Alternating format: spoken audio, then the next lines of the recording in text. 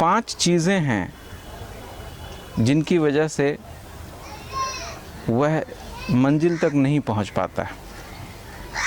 उन 5 में से जो पहली चीज़ है वह है जानकारी।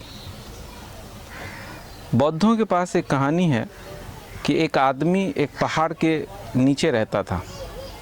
एक बहुत ऊंची पहाड़ी थी जिसके तलहटी पे वह रहता था, और जब भी वो पहाड़ी की चोटी को देखता था तो वो कल्पना करता था कि एक दिन मैं उस चोटी पे पहुंचूंगा और इस दुनिया को देखूंगा, वहाँ से नज़ारा देखूंगा।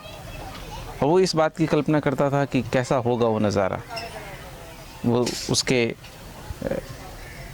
डे ड्रीम का हिस्सा बन गया था। वो रोज़ दिन में पहाड़ी को देखता था और सोचता था कि एक दिन मैं वहाँ चढ़ूँगा और मैं देखूँगा वहाँ से संसार को, दुनिया को, प्रकृति को। बहुत दिन तक सोचते सोचते उसे लगा कि ये तो बहुत हो गया, रोज़ सोचता हूँ कि आज निकलूँगा, कल निकलूँगा, अब मुझे निकलना ही चाहिए। एक दिन सुबह वो तैयार हुआ और वो पहाड़ पे चढ़ने के लिए निकला। जब वो पहाड़ पे चढ़ने के लिए निकला तो उसने सोचा कि किस रास्ते से जाना चाहिए। ये तो पता होना चाहिए क्योंकि चोटी पे पहुंचने के बहुत से रास्ते हैं। तो उसने सोचा कि उन लोगों से पूछना चाहिए मुझे जो चोटी से होकर के आए हैं। तो उसे जब वो तलहटी के चारों तरफ घूम रहा था तो पहला आदमी मिला जो ऊपर से नीचे आया था। तो उसने उससे पूछा कि कहो मित्र, कैसी रही तुम्हारी यात्रा। तो उस आदमी ने पथ की बातें बताई कि ऐसा इस तरह से इस रास्ते से जाओगे तो ये तुमको दिक्कतें आएंगी, वहाँ पहाड़ है, वहाँ कटीली झाड़ियाँ हैं, ये है वो है, दुनिया भर की चीज़ें हैं उसने उसे बताई। फिर उसने उससे ये भी पूछा कि चोटी पे पहुँचने के बाद कैसा लगता है।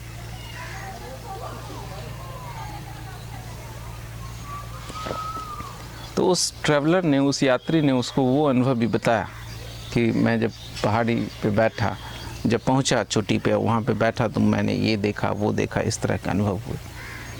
लेकिन उसने जो यात्रा का वर्णन किया, जो यात्रा की बातें बताई, रास्ते की बातें बताई, उससे इसको लगा कि जिस रास्ते से ये व्यक्ति ऊपर तक गया वो रास्ता सुगम नहीं है, वो रास्ता थोड़ा मुश्किलों से भरा है। तो उसने तय किया कि मैं इस रास्ते से नहीं जाऊंगा, मुझे 1-2 और ट्रैवलर से, 1-2 और यात्रियों से मिलना चाहिए ताकि मैं ठीक ठीक तय कर पाऊँ कि मेरे लिए कौन सा रास्ता सही होगा। तो फिर वो उस पहाड़ी के चक्कर काटने लगा। इसी तरह उसे दूसरा आदमी मिला, उससे भी उसने वही प्रश्न पूछा कि कहो मित्र, कैसी रही तुम्हारी यात्रा। फिर उसने उसको बताया कि इस तरीके से मैं गया, रास्ते में ये है, इस तरह के तालाब आते हैं, इस तरह के पड़ाव आते हैं, इस तरह के पहाड़ आते हैं।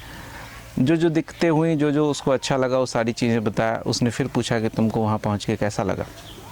तो उसने वो भी बताया कि मुझे ऐसा लगा, चोटी पे पहुँच के मैंने ये देखा, इस तरह का अनुभव हुआ। कहानी कहती है कि इस तरह से वो पूरे दिन यही करता रहा, उस पहाड़ी के चारों तरफ घूमता रहा, और जो भी यात्री ऊपर से नीचे आते थे वो उनसे पूछता था कि कैसा लगा। कोई 30-35 आदमियों से उसने सब कुछ पूछा, सभी यात्रा पथों के बारे में पूछा, वहाँ पहुँचने के बाद कैसा अनुभव होता है, उसने ये सारी बातें पूछी उन लोगों से। ये सब पूछने के बाद जब शाम में उसने सोचा कि आज तो फिर जा नहीं सकते, सुबह निकलूँगा और सुबह ही तय करूँगा। वो कुछ ठीक से तय नहीं कर पाया क्योंकि सब रास्ते अलग अलग थे और सब रास्ते में कुछ न कुछ पॉजिटिव चीज़ें थी, कुछ तो वो ठीक से तय नहीं कर पाया कि कौन से रास्ते से वहाँ जाना चाहिए।